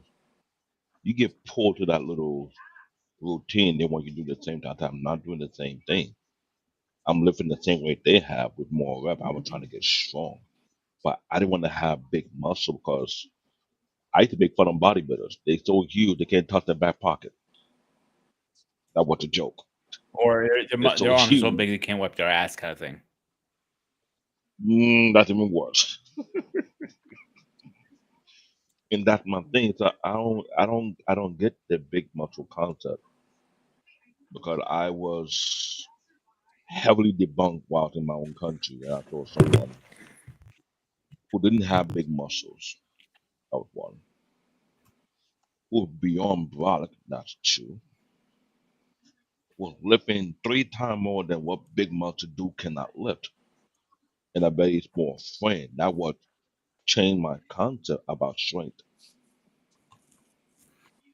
For example, everybody know the jelly can where you can put water in, right? Yeah, the 20 liter, 25 Hmm. liter, and 50 liter. Most big muscle guy will struggle with a 50 liter jerry can full of water, right? Explain it to me how a guy who's smaller than me, I'm what, 300 pounds, he's about 195, 185, lifting 2 jerry can, 50 liter, one on his shoulder, one in his hand, and run up the staircase, skipping step like it was nothing, quickly in less than 10 minutes, and come back down. This was what I saw when I was a young teenager in Nigeria. He's not big muscle, everything, but slim stature, but brolic. When I saw that, it taught me something about strength and muscle. Not everything is big muscle, mean big strength. So when I hear Mr. Benedict have client who's looking for a big muscle, I laugh. I'm like, this is not Looney Tune days. And a lot of times, So yeah, I'm but a lot thinking, of times, a lot of what? that's coming from, again, it's coming from um, sometimes a hurt place. You know what I mean? Like I said, I just saw that movie I talked about on the Sunday show, Magazine Dreams. If you never saw it, it's Mhm. out now. It has the guy who was in Creed. He was in the uh, the Ant-Man movie recently, Jonathan Majors. And Mm. basically, I mean, I didn't like, it was an uncomfortable movie to watch. I won't lie to you. It's very uncomfortable. Basically seeing a guy spiraling out, and I think it painted a bad portrait of people will definitely take it and run with it in terms of this is what bodybuilders are and this is what they do, which is unfortunate. But Mm. you had a guy who went through a lot of trauma, and he had a lot of emotional issues, and certainly he threw himself wholly into bodybuilding. Um, and but it didn't solve the issue. You know what I'm saying? So the idea is like I said, I never present myself as one saying, okay, I'm going to give you big muscles. Basically, my goal is to get you stronger. That's the only thing I can guarantee you. I can make you stronger. Now, what you do with that added strength gain or how you feel from that added strength gain, that's totally up to you. But I find a lot of times it's not so much even about the strength that they get; it's more about what they have overcome in the process.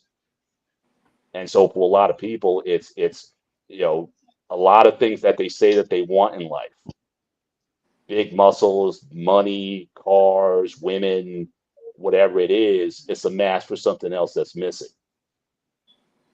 And so if you're not going to be uh there's got to be while surely if you want to grind and get to certain places, there still has to be a certain amount of contentment in terms of who you are. Because again, like I said, we've seen very successful people take their own lives because it was never about what it was they were requiring. They were trying to basically use what they acquired to fill in something that was a lot deeper. And so, really, before a person says, well, I want to do this, I want to do that, really the conversation has to be, who are you? And do you like yourself? Do you love yourself? what is, how do you see, so regardless of what happens to you, are you in a content place? Are you in a good place spiritually? Are you in a good place emotionally? What is going on? And that's really where the lift, I think the major lifting is going to be in those kind of places. So again, I don't get, a lot of people, when they talk about things that I think a little too material, and it might be just because I'm older, 'cause again, it was weird this week, like, my daughters were recognized, my oldest daughter, and my youngest daughter were recognized for their scholastic achievements, and certainly, honored in certain ways because of it.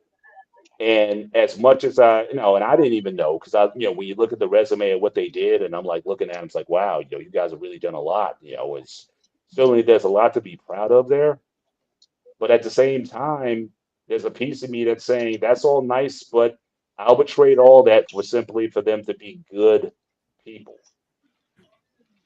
good people that do the right things, do right by other people, love one another, and just, if, from my religious tradition, just be more Christ-like in terms of how they conduct their lives. Hmm. That's really more important to me than any of the goals or accomplishments or the money that they're going to make in the future and all those kind of things. Because again, all those things, again, my faith informs me of that. You can have all what profits you gain the whole world, but then you lose your soul in the process.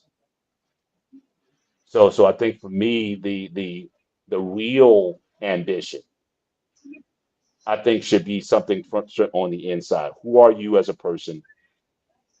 Are you growing in different areas of your life, your health, your mental state, your spirit, your spiritual state?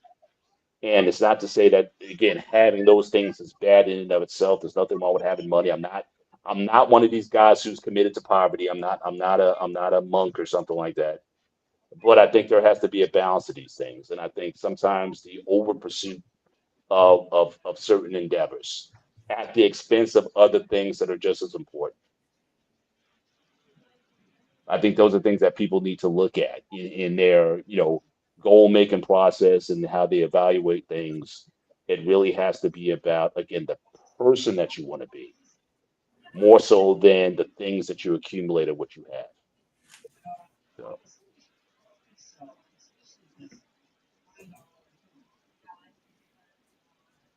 I guess, David, you're taking over since Pete took a break. So I guess No, no, I will say Yeah, I this. just needed a second.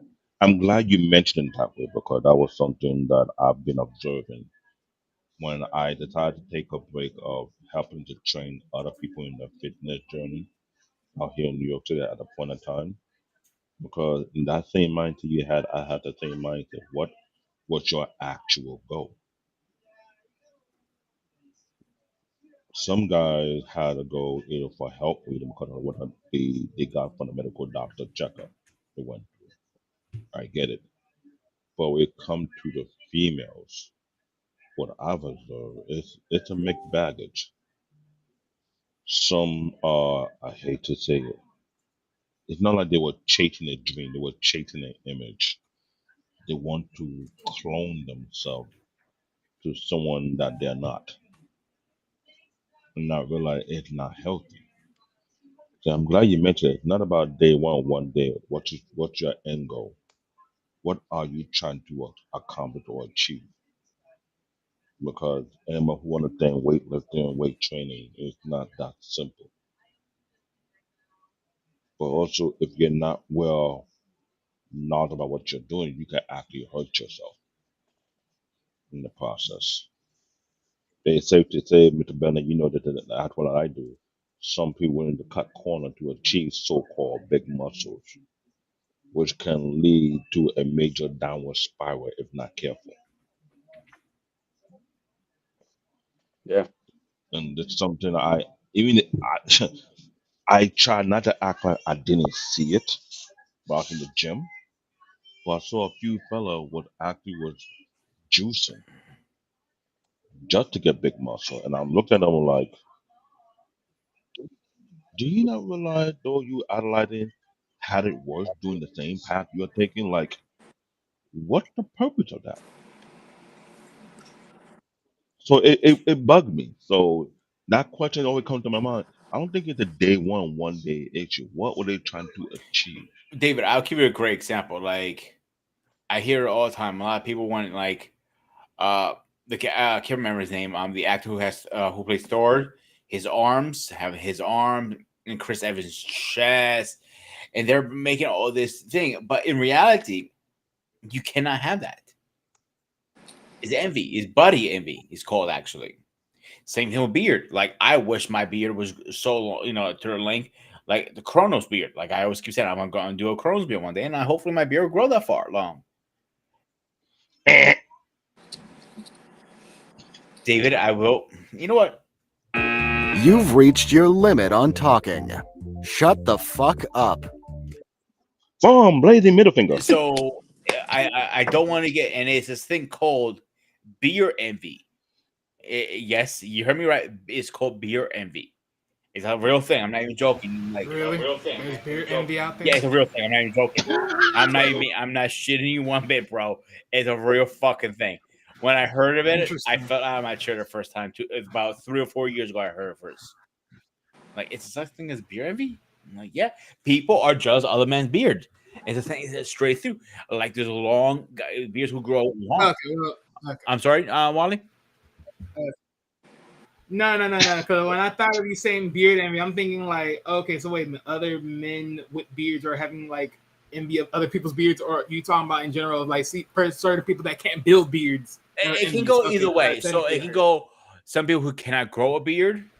Some people want a certain style of the beard or a certain look to their beard. It has to go to like Dancy Beard. He says it perfectly better than I can.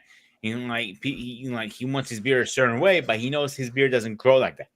Excuse me. So that's the envy comes out of it. Kind of make sense? Yeah, but you just said something right there. You said there's some people out there who have beer envy. And that's safe to say there are a lot of people, especially from the opposite sex, they have body envy.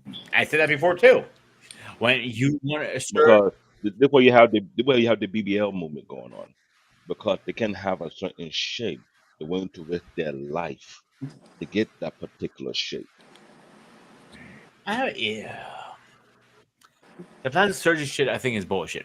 It should never be a thing. If it's not medical reason behind it, I don't think you should be able to get it. Give me natural, raw, no makeup on. I think that's best. And I think Paul will agree with me with that one. But again, I'm in a different. Look, if my wife, and she's talked about it, she wouldn't mind getting a little tuck here, a little, just nothing drastic. Yeah, of course. She got the certain things. If you don't want that, then if she wants to do it, I wouldn't be so overly. It depends. Like, would you be if let's say if your woman you were with, if she says she wanted implants, would that be a deal breaker for you? Would that be a something I'm asking. I mean, it's a Wally too. I mean, Yeah, you asking me? I asked. Hang on. Let's Okay, ask wait, Wally. Let's ask wait. Wally. Wally. So your lady, your weather and everything is good, but she says, I maybe just want a little extra. Would you be opposed, or what would you think of her if she said she wanted implant and she had the money to do it? Would you be so opposed to that if she wanted to go for that? Would you care? Okay, so I'm gonna say it like this. One and foremost, didn't I or did I not got with you without them? If the answer is yes, then what more do you need?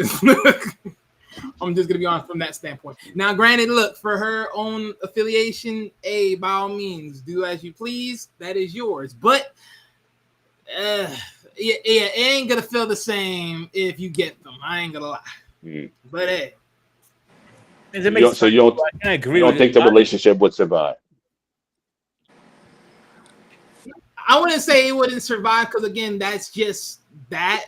But it's like me knowing that it's there, I'm just not pleased with that. I'm So not would you be on? like, So would you be honest? Because you just said, look, if that makes you feel good, go ahead, do it or whatever. But if that's how you truly felt, then why not just say just come out with that? Or why not say my own true opinion? Oh no, I will always say my true opinion. I will always let it be known, like, hey, look, okay, you want my opinion? This is my opinion. Now I'm not gonna stop you to do what you do. That's again, that's your life. Do it as you wish, do as you please. I'm not gonna stop you from doing it.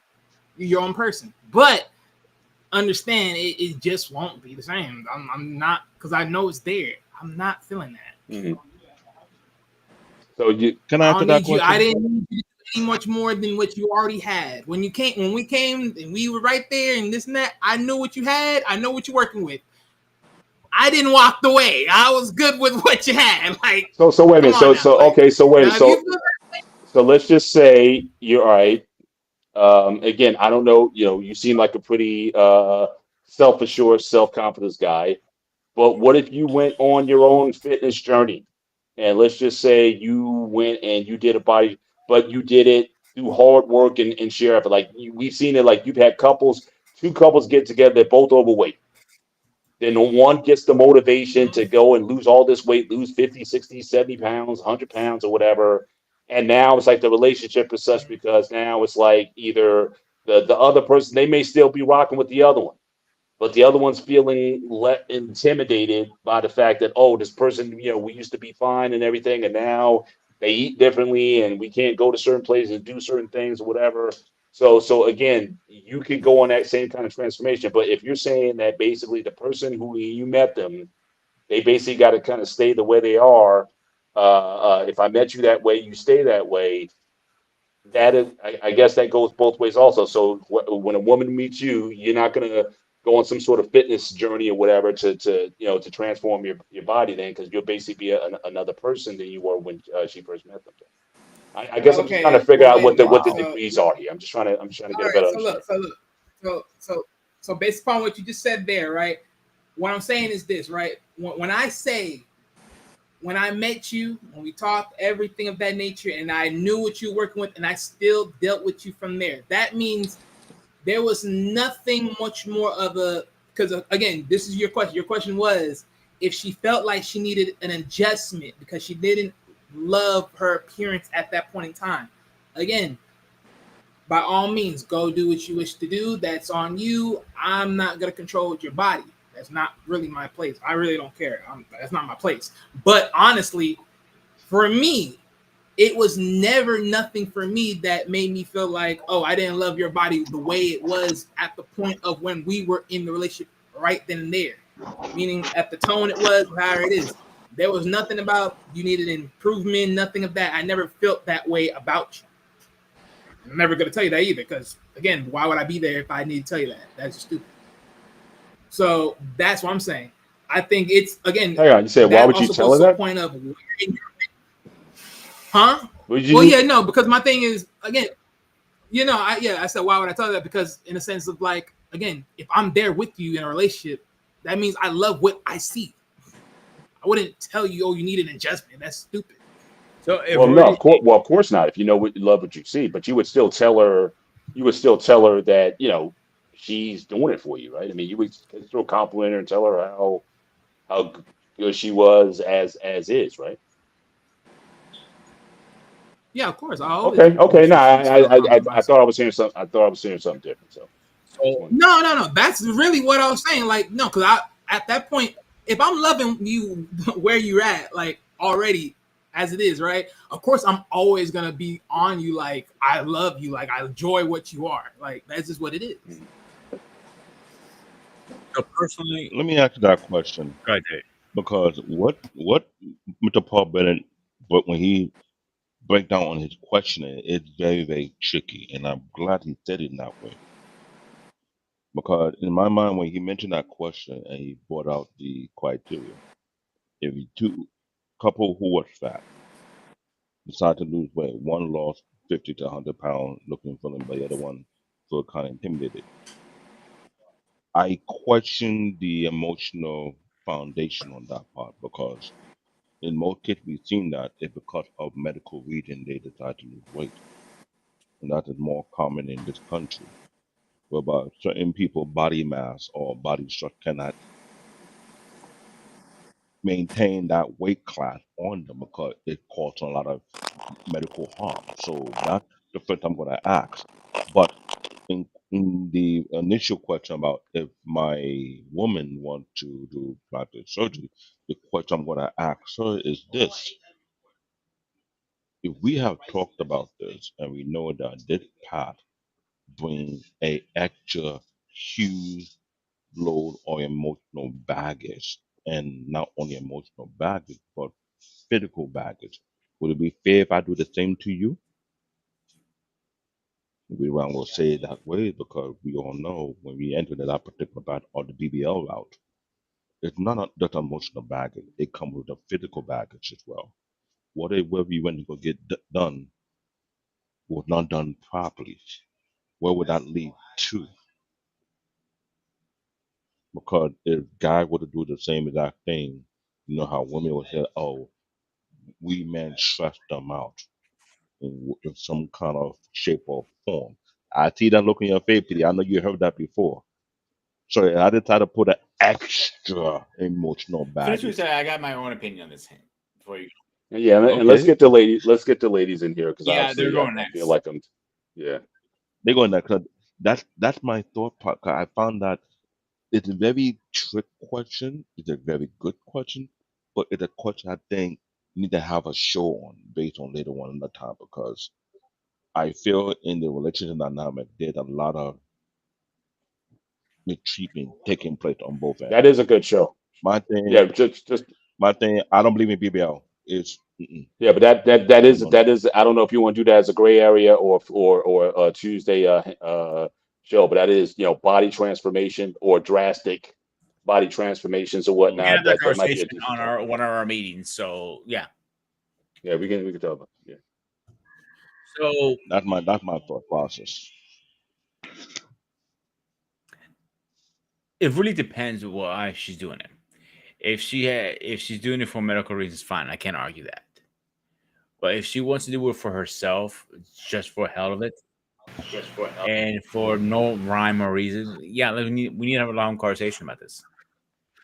It's not only going to cost money, Okay.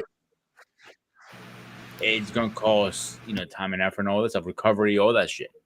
It's not like a tattoo that's going to heal in 3 or 4 weeks. This takes a couple of months to heal sometimes. So that's a conversation we need to have. I think a fair conversation is fair enough before I say yay or nay on that. And we both have to What both medical? agreement on that. Go ahead, Wally. No, because when you said it could help medically, what medical help? Thank you. I'm Really? thinking the You really same want to hear thing. it? What Okay. medical reason? When a woman, Oh no, I would love hey. to hear. When a woman's, Buzumum's already too big, she might have to shrink them down. Mhm. Oh, Okay, now that part that's fair. That's fair. Yeah, or I right get it. if you had or if she had breast cancer and she had the Mhm. and she has to get the Oh yeah. surgery. But let the ladies chime in on this one. I mean, this is Alicia, because she has more experience in yeah, this than I do. Yeah. So actually, I had to actually go through this personally with my physical appearance. Uh, I had to actually, thankfully, I didn't, but I already knew what choices I had to make if I ever had to get the mastectomy. And I would definitely get them reconstructed, and that would be my choice, you know?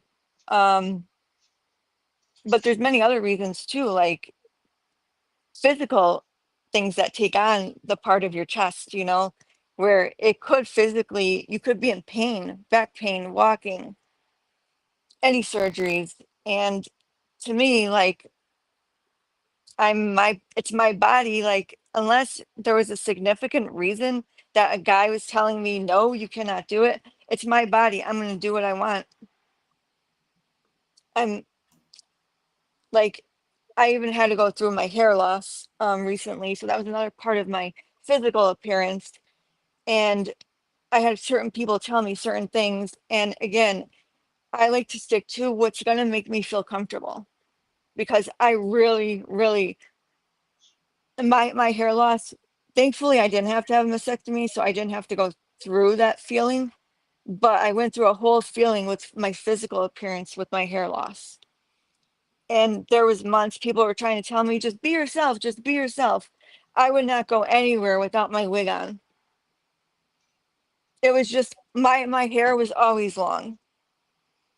Um, it was just a part of me as a person to make myself feel better. Mariana, you're up. What you got on this? I'm sorry, I had to leave because I had a static on my end. What was the question? I'm sorry. You good? So we were talking about a BBL. It's pretty much how BBL stands for plastic surgery, pretty much.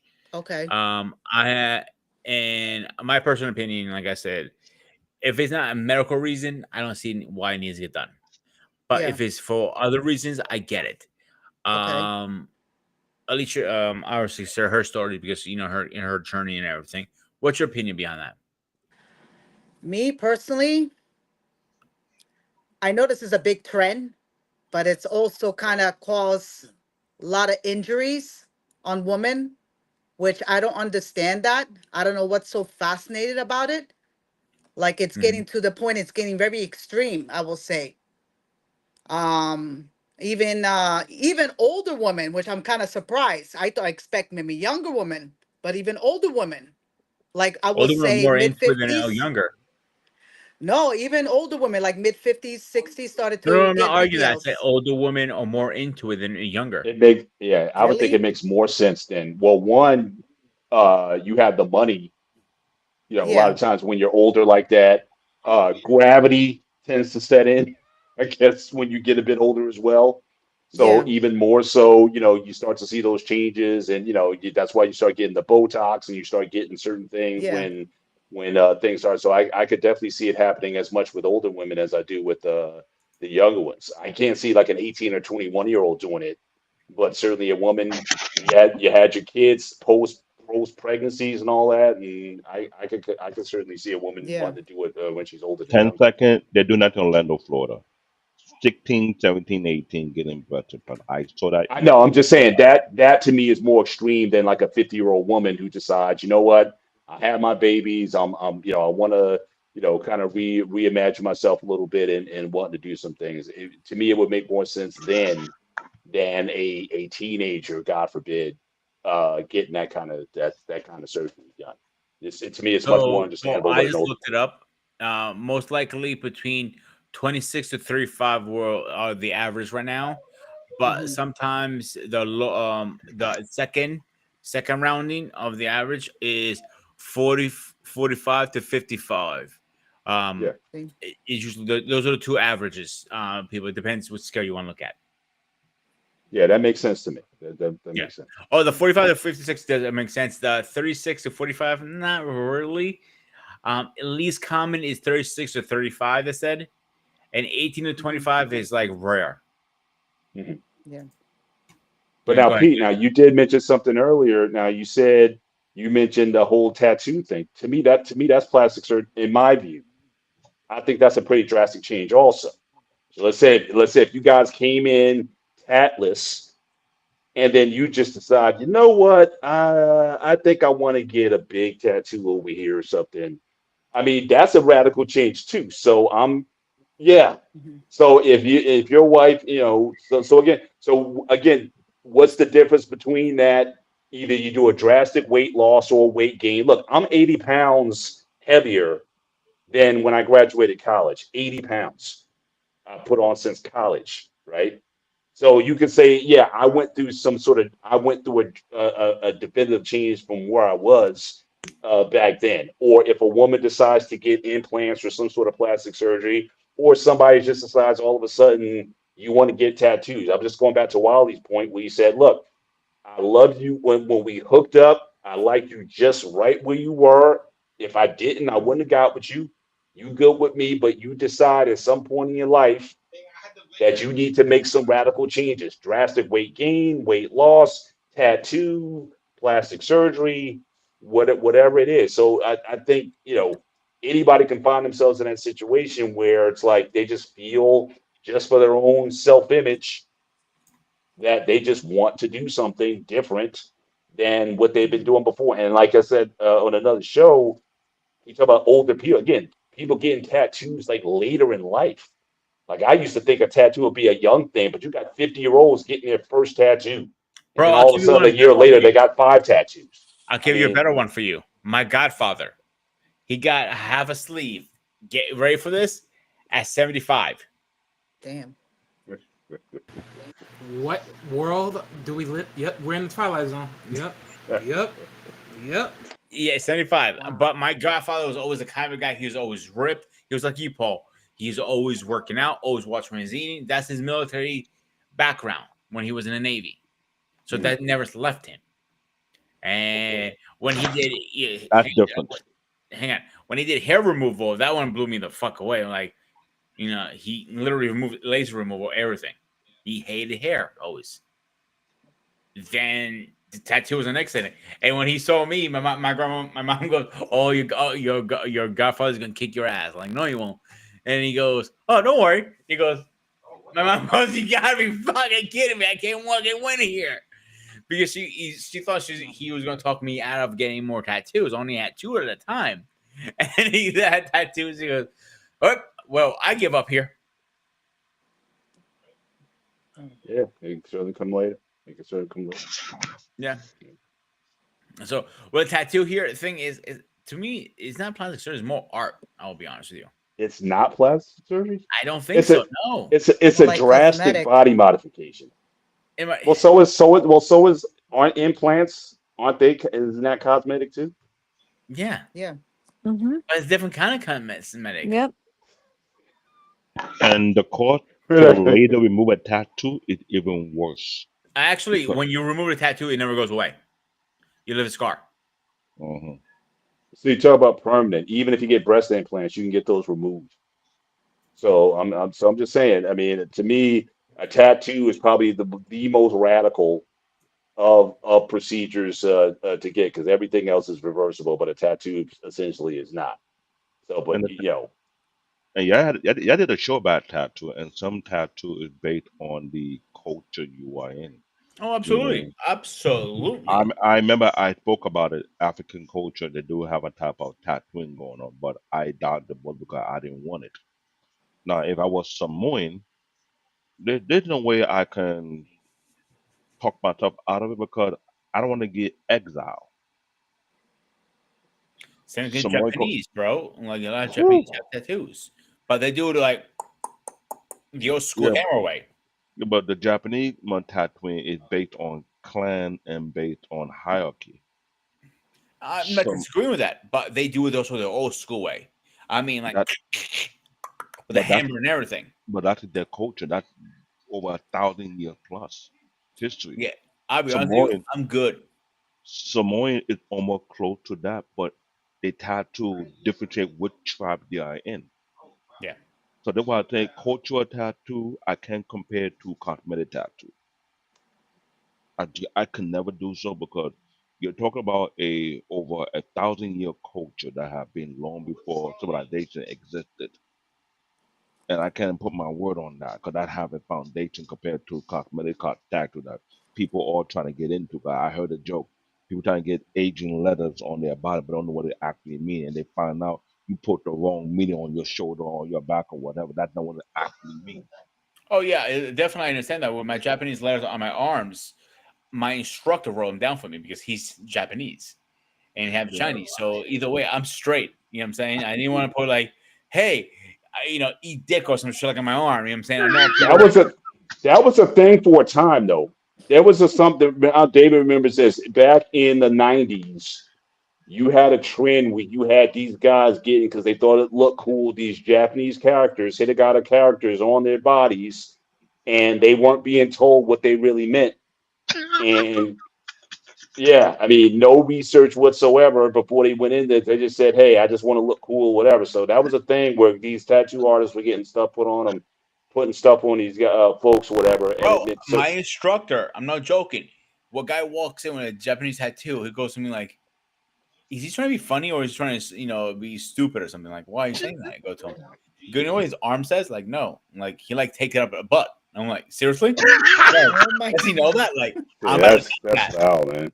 And this is That's in early absolutely 2000s, in the late 90s and early 2000s. It was a trend. Like, You can't make this shit up. like my instructor goes up to him and goes, young man, he goes, do you know what the arm says? Yeah, he goes like, what did he say? I can't remember. He said, the power of something. He said. He goes, no, he's not taking up the rear. He goes to him. He goes, what? And like, you don't know what you're talking about, man. Like, well, I think I do. I'm half Japanese and half Chinese. He goes, so I speak both languages fluently. So if you don't want to take my advice, go to any Chinese place and ask him. 3 days later, he comes back. He goes, "You're right." He goes, but let's get our final thoughts in. Let the ladies goes first. So we have Mariana, Alicia, David, Wally, and Paul. Your last. That's cool, guys. This was an interesting topic. I know I came a little late. Um, but yeah, I wish I came in early, but I had to take care of myself first. Um, as I say, I could hear a little background noise. I'm sorry. I took care of it. Don't worry. Okay. Um, yeah, just do day one. Take one, one thing at a time. Start being consistent, persistent. Uh, do what you have to do what in order to make you feel better and look better.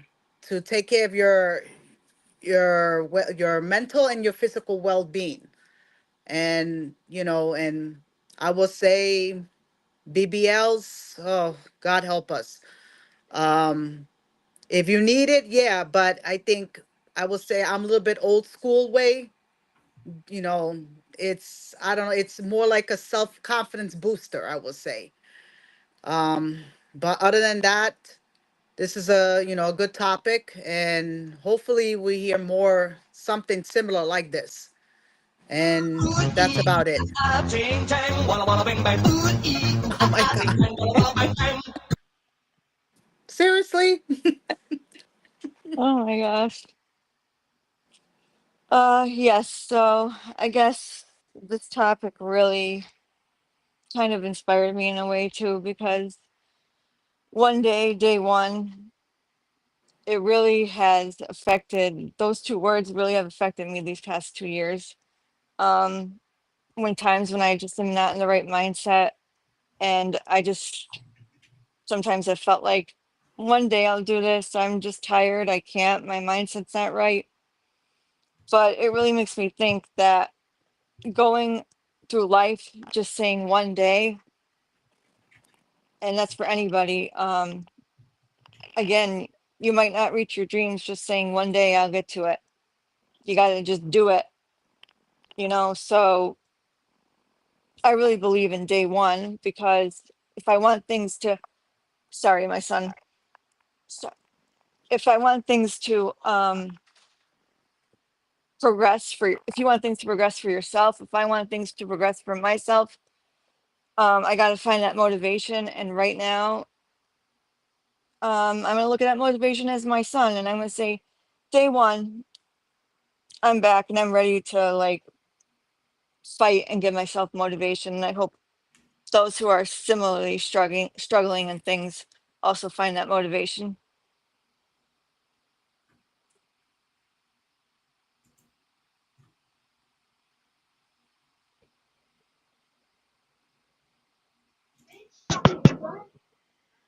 Okay, my final thought. Whew, that was a shocker. How a bunch of idiot get Japanese or Chinese tattoo and don't know the meaning of it. Well, day one day. I won't call it that. I'll call it what's your actual journey and what you're trying to accomplish. And that is something people have to ask themselves or sit down and make note of, because I had to thank my high school teacher who told me that back in high school. Get a small notebook. Ask yourself questions: what you want to accomplish, what you want to achieve, what are you willing to do to get to these goals you want to set for yourself, how much effort you think it would take you to get there, and you do a journey and double check yourself. You see you have accomplished it. I think that's something that we need to start teaching our young generation because one, life is a little bit too easy. Everybody think it's easy to get somewhere. It's not. It takes a lot of work. Like Mr. Paul Bennett or our elders say, easy day make weak people, but hard day make strong people. I'm thinking that needs to be a new criteria for the young generation because if they're not ready right now, this world can flip on anybody here without a given notice. And when it's time to get the hard work, they will punk out. So I'll tell you this right back. Take it from me. Learn to be disciplined. It's not a matter of day one when you have a different mindset. It's easy to get on day one because you force yourself to go through day one all the way to day 60 and day on. That's my final thought.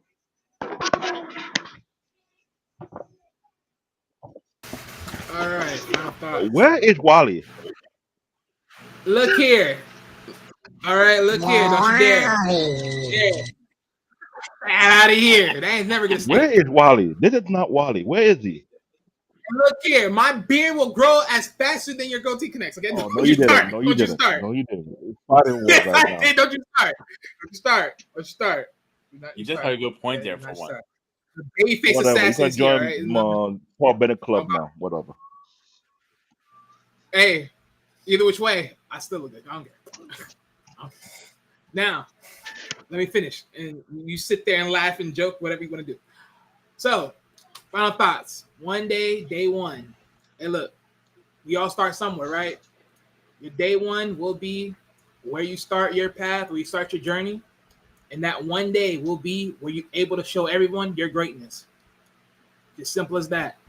Do not allow yourself to doubt yourself. Do not allow others to doubt you. Do not allow anybody, because there will be someone in this world that will be right there by your side, motivating you, coaching you up, something of that nature along the way.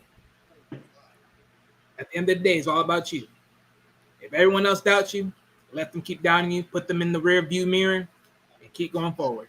That's my final words. Peace.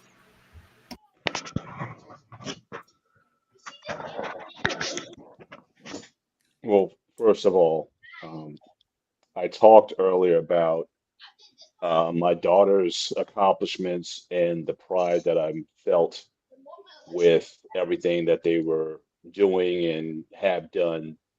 But I must say, I'm a bit taken aback by what I've just seen. That I can truly say that I am bubbling over with joy and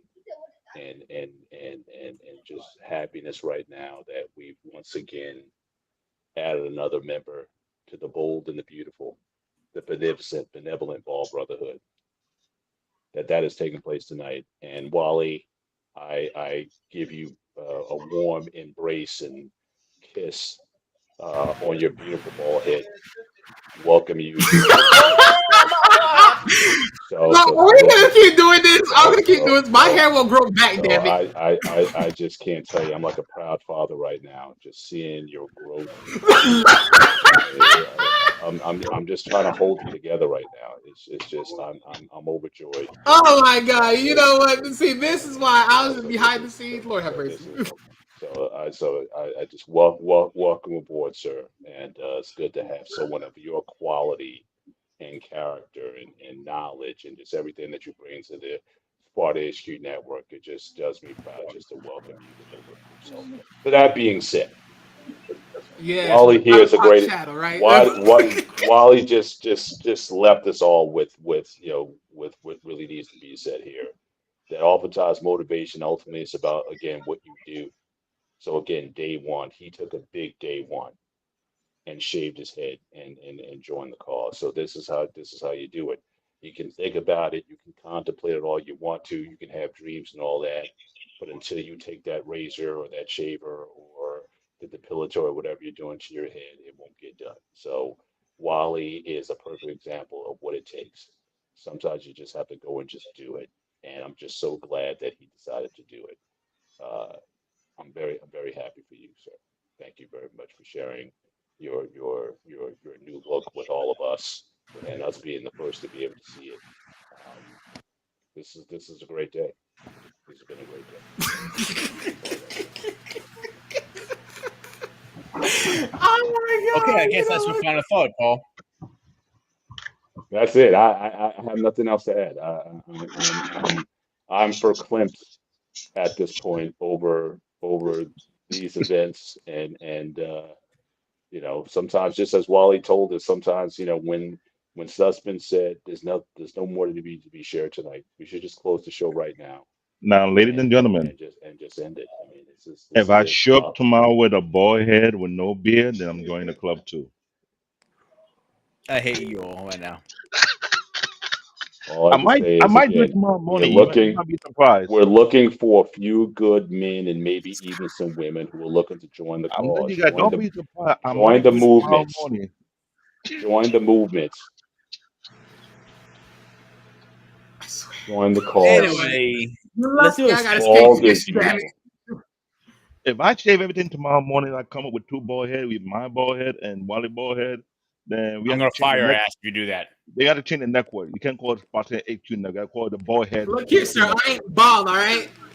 Oh, and we got the coach and You've reached your limit on Coach talking. Ferg. Shut the We fuck get up. Coach Ferg in the fold also, and then we also have our affiliates. We got King, the King, and me Thank you. also.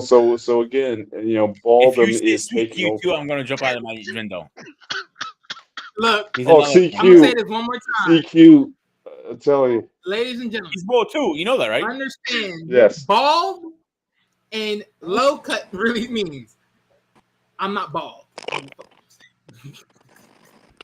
Anyway, guys, let me do a I quick don't have schedule a update. signing Tomorrow night, overview. tomorrow night, they're doing Saber What? Slayer.